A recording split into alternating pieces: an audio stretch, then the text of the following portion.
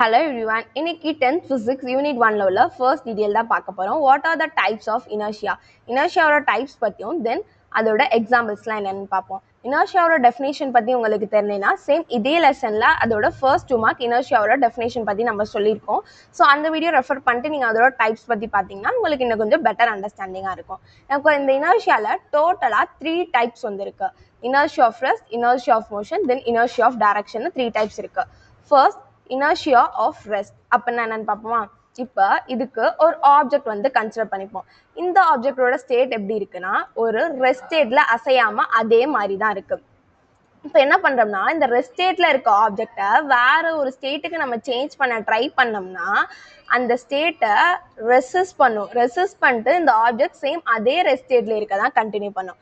இதுதான் inertia of ரெஸ்ட்னு நம்ம சொல்றோம். ஓகே, இப்போ இதுக்கான எக்ஸாம்பிள் பார்ப்போம். ஃபர்ஸ்ட் எக்ஸாம்பிள் வந்து என்னன்னா, இப்போ ஒரு ட்ரீ வந்து இருக்கு. இந்த ட்ரீல பிரான்ச்சஸ் இருக்கு, லீவ்ஸ் இருக்கு, தென் ஃப்ரூட்ஸுமே நம்மள்ட்ட இருக்கு.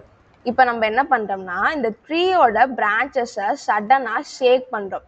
அப்போ என்ன ஆகுதுன்னா இந்த லீவ்ஸும் ஃப்ரூட்ஸும் வந்து என்ன ஆகுதுன்னா ஒரு ஃப்ராக்ஷன் ஆஃப் செகண்ட் வரைக்கும் அது ரெஸ்ட் ஸ்டேட்ல இருக்க தான் கண்டினியூ பண்ணுது. ஆனால் இந்த உடனே வந்து இந்த பிரான்ச்சஸ் வந்து ஷேக் ஆயிரும், அது கன்ஃபார்ம். ஆனால் இந்த லீவ்ஸும் ஃப்ரூட்ஸும் இனிஷியலாக ரெஸ்ட் ஸ்டேட்ல தான் இருந்துச்சு. இப்போ அதை ஷேக் பண்ணி நம்ம அசைய ட்ரை பண்ணாலுமே ஒரு ஃப்ராக்ஷன் ஆஃப் செகண்ட் வரைக்கும் அது ரெஸ்ட் ஸ்டேட்ல இருக்க கண்டினியூ பண்ணதுக்கு அப்புறமா தான் அது கீழேயே ஃபால் ஆகுது. ஸோ இதுதான் இனர்ஷியா ஆஃப் ரெஸ்ட்டுக்கான ஒரு எக்ஸாம்பிள். நெக்ஸ்ட் அடுத்த எக்ஸாம்பிள் வந்து என்னன்னா, நமக்கு இங்கே ஒரு கிளாஸ் இருக்கு. இந்த கிளாஸுக்கு மேலே ஒரு கார்ட்போர்ட் பிளேஸ் பண்ணுறோம். அந்த கார்ட்போர்டுக்கு மேலே ஒரு காயின் இருக்கு. இப்போ என்ன பண்ணுறோம்னா இந்த கார்ட்போர்டை சடனாக புல் பண்ணுறோம். அப்போ என்ன ஆகும், இந்த காயின் இனிஷியலாக எந்த ஸ்டேட்டில் இருந்துச்சு, ரெஸ்ட் ஸ்டேட்டில் தான் இருந்துச்சு. இந்த காயின் சேம் அதே இடத்துல தான் இருக்கும். அந்த கார்ட்போர்ட் மட்டும்தான் நமக்கு வெளியே வந்துடும். ஆனால் இப்போ இந்த காயின் கீழே எந்த ஒரு கிராவிடேஷனல் ஃபோர்ஸுமே இல்லாமல் அது திரும்பி கீழே விழுந்துடும். இதில் என்ன ஆகுதுன்னா சேம் அந்த காயின் என்ன ஆகுது, ரெஸ்ட் ஸ்டேட்ல இருந்ததுனால அதே ஸ்டேட்ல இருக்க தான் கண்டினியூ ஆகுது. கிராவிடேஷனல் ஃபோர்ஸ் இல்லாமல் தான் அது வேற ஒரு ஸ்டேட்டுக்கு சேஞ்ச் ஆகுது. ஸோ இதுதான் இனர்ஷியா ஆஃப் ரெஸ்ட்டுக்கான எக்ஸாம்பிள். நெக்ஸ்ட் அடுத்த டைப் வந்து என்னன்னா இனர்ஷியா ஆஃப் மோஷன். இதுவும் சேம் அதே மாதிரி தான் ஒரு ஆப்ஜெக்ட் வந்து யூனிஃபார்ம் மோஷன்ல வந்து இருக்கு. யூனிஃபார்ம் மோஷன்ல மூவ் ஆகுற ஒரு ஆப்ஜெக்ட் இருக்கு. இந்த ஸ்டேட்டை நம்ம வேற ஒரு ஸ்டேட்டுக்கு சேஞ்ச் பண்ண ட்ரை பண்ணோம்னா அதை ரெசிஸ்ட் பண்ணும். அதை ரெசிஸ்ட் பண்ணிட்டு என்ன பண்ணும், இந்த ஆப்ஜெக்ட் சேம் இதே யூனிஃபார்ம் மோஷன்லேயே இருக்க கண்டினியூ பண்ணும். அதான் inertia of motion. For example இதுக்கு நம்ம என்ன எக்ஸாம்பிள் பார்க்க போறோம்னா, இப்போ ஒரு பஸ் வந்து இருக்கு. இந்த பஸ் இருக்கா, இப்போ இந்த பஸ்ல இருக்க டிரைவர் என்ன பண்றாருன்னா சடனா பிரேக் ப்ரெஸ் பண்றாரு. இப்போ என்ன ஆகும், இந்த பஸ் வந்து உடனே ஸ்டாப் ஆயிரும். ஆனால் இந்த பஸ்ல இருக்க பேசஞ்சர் என்ன பண்ணிட்டு இருந்தாங்க, ஒரு மோஷன்ல மூவ் ஆயிட்டு இருந்தாங்க. இவங்க என்ன பண்ணுவாங்கன்னா உடனே பிரேக் ப்ரெஸ் பண்ணதுக்கு அப்புறம் அவங்க ஒரு ஃபார்வர்ட் டைரக்ஷனுக்கு போய் பெண்ட் ஆனதுக்கு அப்புறம் தான் திரும்பியும் ரெஸ்ட் ஸ்டேட்டுக்கே வருவாங்க. ஸோ இதுலேயும் சேம் அதே மாதிரி தானே நடக்குது. அந்த ஒரு பஸ் வந்து ஒரு யூனிஃபார்ம் மோஷனில் மூவ் ஆகிட்டு இருந்துச்சு, அதை நம்ம ஸ்டாப் பண்ண ட்ரை பண்ணோம். இருந்தாலுமே அதில் இருக்க பேசஞ்சர் என்ன பண்ணாங்க, அதே மோஷனில் இருக்க கண்டினியூ ஆனதுக்கு அப்புறமா தான் ரெஸ்ட் ஸ்டேட்டுக்கு வந்தாங்க.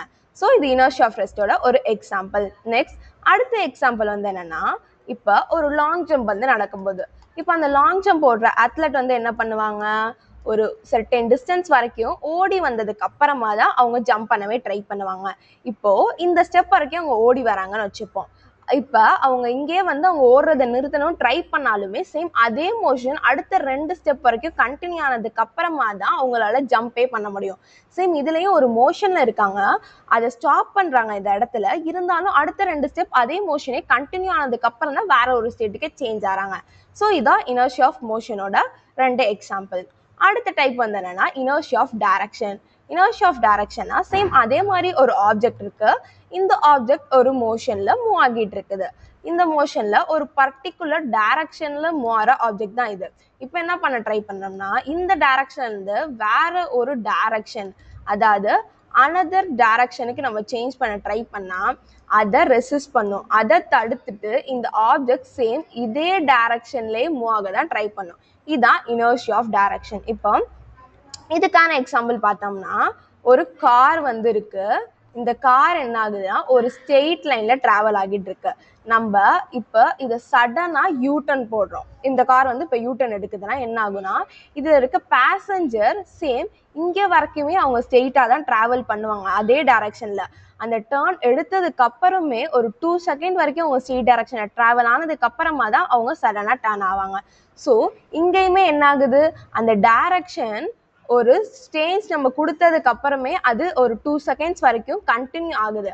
அது கண்டினியூ ஆனதுக்கு அப்புறமா தான் வேற ஒரு டைரக்ஷனுக்கே சேஞ்ச் ஆகுது. ஸோ இதான் இனர்ஷியா ஆஃப் டைரக்ஷனோட ஒரு எக்ஸாம்பிள். இன்னொரு எக்ஸாம்பிள் என்னன்னா, இப்போ நம்ம இங்க ஒரு ஸ்டோன் எடுத்துக்கிறோம். இந்த ஸ்டோனை ஒரு கயிறு வச்சு கட்டி அதை நம்ம என்ன பண்றோம்னா ஒரு சர்க்குலரான டைரக்ஷன்ல ரொட்டேட் பண்ணிட்டே இருக்கோம். இப்போ நம்ம சடனா அது ரொட்டேட் பண்றப்பே அதோட கயிறை கட் பண்ணிடுறோம். அப்ப என்ன ஆகும், இந்த ஸ்டோன் உடனே போய் கீழே விழுகாது.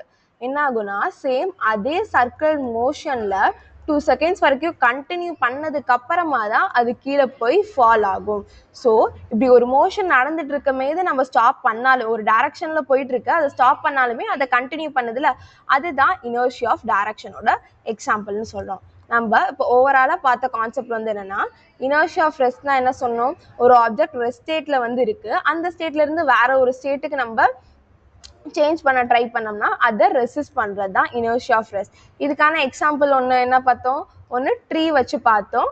தென் அதுக்கப்புறம் ஒரு கப்ல ஒரு காயின் இருக்கிற மாதிரி பார்த்தோம்.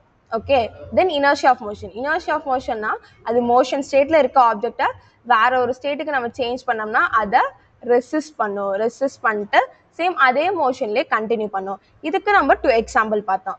ஒன்று ஆத்லெட் வந்து ரன் பண்ணுறது பார்த்தோம். தென் அதுக்கப்புறம் பஸ் எக்ஸாம்பிள் ஒன்று பார்த்தோம். அதுக்கப்புறம் இனர்ஷியா ஆஃப் டைரக்ஷன்.